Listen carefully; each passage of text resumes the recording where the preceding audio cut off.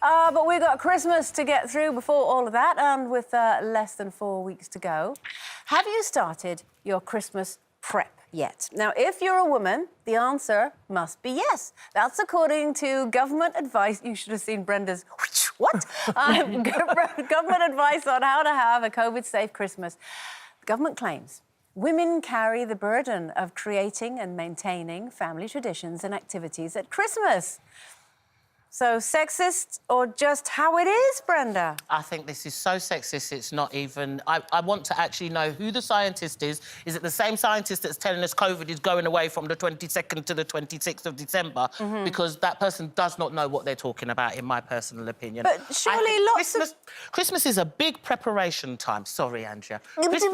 And, you know, Christmas is... it's all about preparation and everybody coming together. You don't even celebrate Christmas. That's not the point. If I did, then I'd want to celebrate it equally with my partner, whoever that is, whoever that may be. When you find him. Well, Santa's coming, so, you know, I think he's bringing me something down my tree that's going to be very nice this year. And it would be nice to be able to equally share that with somebody. I like the whole idea of, you know, you can peel the spuds and I'll cook them, maybe. It's all about sharing. If you've got a big enough kitchen, then you share that responsibility. This whole, you know, it's a woman's responsibility and it's a burden. I personally, when I cook, I love cooking.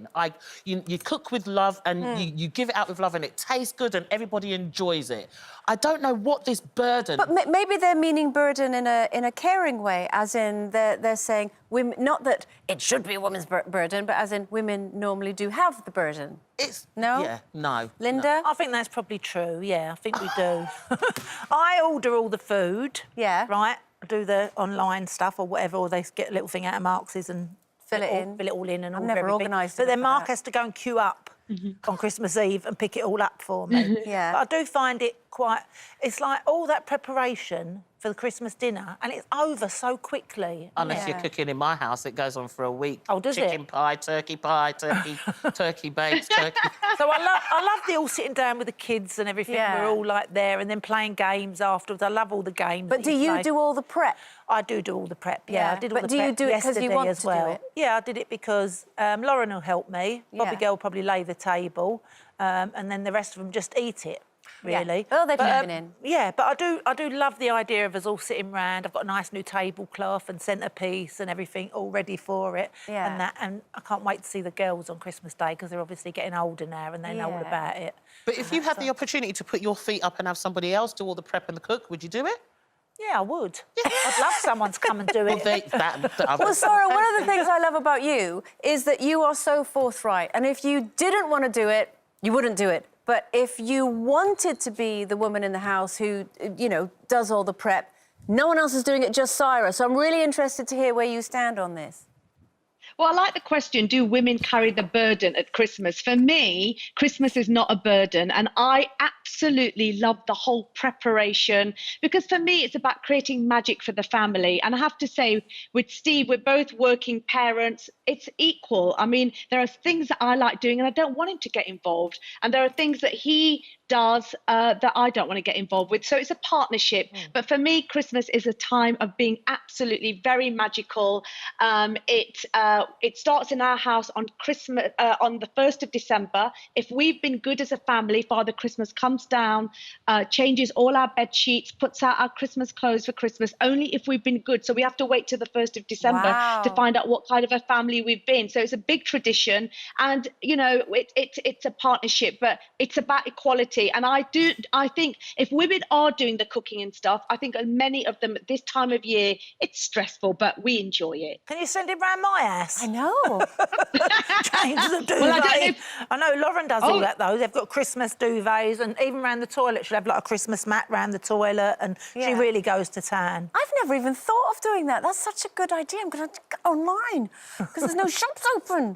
Christmas duvets. Why did I not know about this? But this scientist obviously wanted to obviously as well omit what happens in a gay partnership. You know, if you've got two men, who's the woman and who's doing the cooking? So let's just be inclusive, I think, for Christmas. Yeah. That's what Christmas should be about. It should be about...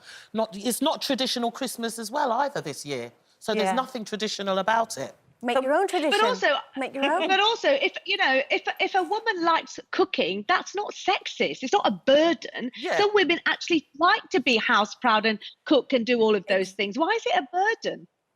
Yeah, No, I agree. Well, lots of people obviously, put their decorations and that sort of stuff up a little bit early this year because it is a year like no other. Yeah. I did the same. Mine all went up. I like to put one up in the kitchen and one in the living room. That's the kids' one. But you know what was really weird this year is that's the one in the kitchen. Was the first. How many trees have you got? 2, just one in the kitchen and one in the. To be fair, it's so squishy because the table has to be moved out the way. There's barely any room to sit, but I still want it. My tree's so squishy it doesn't even exist. That's how squishy my tree is. Tree. Oh, Brenda! But it's the games, isn't it? It's the games afterwards. We play that game. You know when you put a potato in the middle of your legs here and you have to drop it into a pot, and we've got another game, a flossing game. You haven't You say that so casually. Like when you put a potato in the middle of your legs. There's a game where you all have to put a potato in between your legs, in between your knees there, and then you drop it into a pot. You have to walk over like that and drop it into the pot. Have you never played that? Well, there's one you can play this year. Oh, do you know, thank you so much. Learned something new. Yeah, right. If the government's watching, write that down. Government spokesman has got in touch with us, actually, and obviously we asked them about this statement about women carrying the burden. And it said, they've said the statement is based on evidence published by Nottingham Trent University, where research found that women are most often the keepers of tradition.